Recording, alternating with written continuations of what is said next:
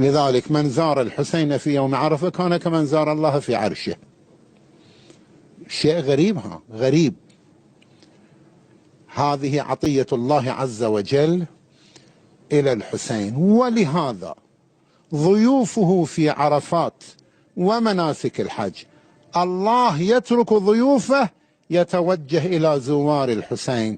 رحمته سلامه تحيته تشمل زوار الحسين في يوم عرفة، ويخاطبهم استأنفوا العمل، يعني افتحوا صفحة جديدة إلى هذا اليوم. كل ما عندكم ذنوب ببركة الحسين أنا غفرتها لكم. ثم يعرج على ضيوفه في عرفات. شنو منزلة عرفة الحسين؟ شنو منزلة الحسين؟ شنو زيارة الحسين؟ هاي زيارة الإمام الحسين عليه السلام هي حج وهي عمر. قال: هل زرت الحسين بن علي عليهما السلام؟ قال: لا.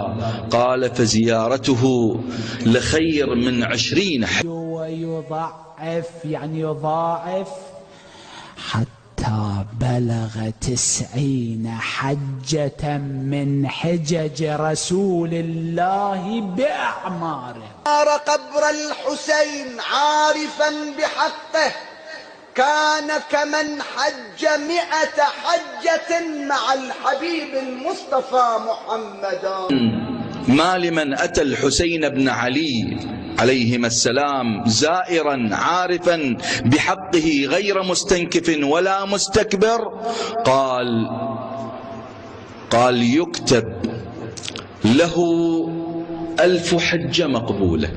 هذه الروايات التي تقارن بين الحج وبين زيارة الإمام الحسين عليه السلام متواترة تواترا إجماليا قطعيا. يقول: من زار الحسين بن علي يوم عرفة كتب الله له كم حجة؟ حجة واحدة أي أجر حجة، حجتين، 100 حجة، 1000 حجة، لا، 1,000,000 حجة.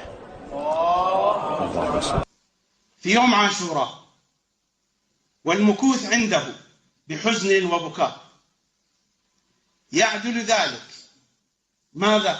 2000 ألف، يعني 1,000,000.